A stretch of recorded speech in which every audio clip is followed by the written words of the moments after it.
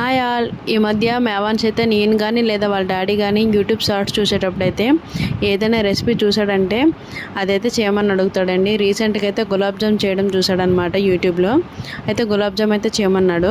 ఏదైనా రెసిపీ అడిగితే మాత్రం వీలైనంత త్వరగా అయితే చేస్తానండి. మా వారు అంటారు, నిన్ను ఏదైనా అడిగితే నువ్వు చేస్తావు, నన్ను ఏదైనా అడిగితే మాత్రం అప్పుడే తేవద్దు అని అంటారు.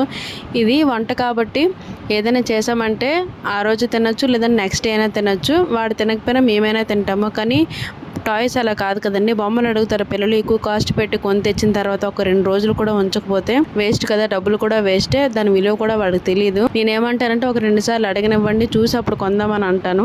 ఈ రోజు ఏదైనా బొమ్మ తెచ్చి ఇచ్చామంటండి, ఆ అరగంటలోనే దాన్ని ఎలా రిపేర్ చేయాలని చూస్తాడు. ఎలా ఆడాలని అయితే చూడండి, ఎలా రిపేర్ చేయాలని చూస్తాడు అనమాట. అందుకే నేను ఒక 2-3 టైమ్స్ అడిగిన తర్వాతనే కొనిస్తాను. ఇప్పుడే ఆ వస్తువు వాల్యూ అయితే తెలుస్తుంది. మీరైతే ఏం చేస్తారో కామెంట్లో చెప్పండి.